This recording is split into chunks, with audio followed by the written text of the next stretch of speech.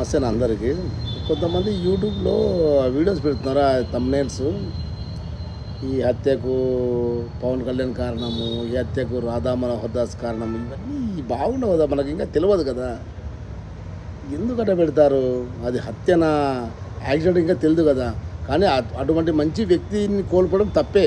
ఆయన ఆయన మతం కోసం ఆయన ప్రసంగించొచ్చు. హిందూ ధర్మాన్ని కూడా ఆయన తప్పు చెప్పిండు. ఓకే. ఏమో ఆయనకు అట్లా నచ్చలేదేమో. కానీ ఒక మంచి మనిషి కావచ్చు, ఆయన ఒక హిందూకి ఆపోజిట్ కావచ్చు.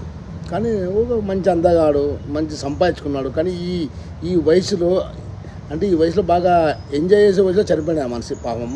అది కొంచెం బాధలేస్తుందప్ప. అది ఏ కులమైతే మనకు స్వామి, మనమందరం భారతీయులం స్వామి, బాగుండాలి స్వామి అందరు చెప్పండి. వినండి అన్న.